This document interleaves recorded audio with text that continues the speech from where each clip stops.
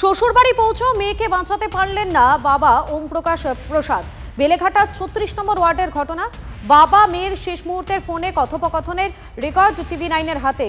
ফোনেই উঠে এসেছে শ্বশুরবাড়ির নির্মম অত্যাচারের বিবরণ। বেল্ট দিয়ে মারধর করা হয়েছে তাকে, গলা টিপেও মারার চেষ্টা। এনআরএস হাসপাতালে নিয়ে গেলে সেটাকে মৃত বলে ঘোষণা করেন চিকিৎসকেরা। বিচার চেয়ে নারকেলডাঙ্গা থানার দ্বারস্থ মৃতার পরিবার। সৌরভ দত্ত রয়েছেন আমাদের সঙ্গে। সৌরভ, বিস্তারিত জানো। দেখো, এই ঘটনা সবচেয়ে যেটা মর্মান্তিক দিক সেটা হচ্ছে যে এক তো পুত্র সন্তান না হওয়ার জন্য দুই কন্যা সন্তানের মা 29 বছর বয়সী শ্বেতা প্রসাদকে নিয়মিত অত্যাচার করা হতো এবং সেই অত্যাচারের পরিণতি হিসেবেই তার প্রাণ গিয়েছে বলে অভিযোগ বাবা ওম প্রকাশ প্রসাদের। তার চেয়েও যেটা বড় আরও একটি বেশি মর্মান্তিক দিক সেটা হচ্ছে যে সময় ঘটনা ঘটে সেই সময় কিন্তু বাবা সেখানে উপস্থিত ছিলেন। অর্থাৎ এটা যদি শ্বেতা প্রসাদের বাড়ি হয়, আমরা উদাহরণস্বরূপ বলছি যে এটা যদি শ্বেতা প্রসাদের বাড়ি হয়, তাহলে ঠিক এই রাস্তার ওপারে আরেকটি ঘর ছিল সেই 36 নম্বর ওয়ার্ডের সেই এলাকায়। সেখানে শ্বেতার বাবাকে বসিয়ে রেখেছিলেন শ্বশুরমশাই কিশোরী লাল সাউ।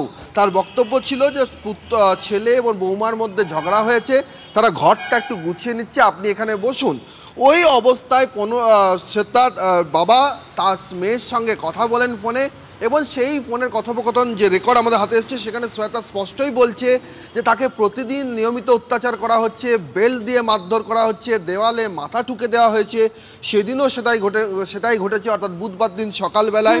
এবং তিনি তার বাবাকে বলছেন যে তিনি ডিপ্রেশনের মধ্যে আছেন, এইভাবে যদি চলতে থাকে তাহলে কিন্তু তিনি আর তার জীবন রাখবেন না। এই কথোপকথনে কিন্তু ইতিমধ্যে TV9 বাংলার হাতে এসেছে এবং শেষ চেষ্টা করেও কিন্তু কোনো রকম ভাবে তাকে বাঁচানো যায়নি। ধন্যবাদ তোমাকে সৌরভ।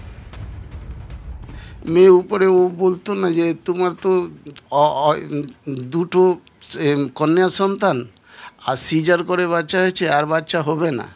ওদেরকে বলেছে আর কোনো সন্তান হবে না, ছেলে সন্তান। তো ওরা বলতো যে অন্য বিয়ে করে নিবে, মানে ছেলে অন্য যদি সন্তানের জন্য বিয়ে করে বা ডিভোর্সের জন্য মানে আমি ঠিক মানে বংশ রক্ষায় পুত্র হয়নি বলে পরপর মেয়ে হয়েছে বলে সেই জন্য আমরা মেয়ের উপর অত্যাচার চলতো। হ্যাঁ, সেই জন্য অত্যাচারটা চলতো। गर्दन दबाए है ना, गर्दन दबा के मारने का कोशिश कर रहे हैं ना, क्या मार देंगे। देखिए पापा, अभी हम एक तो बात बोलो,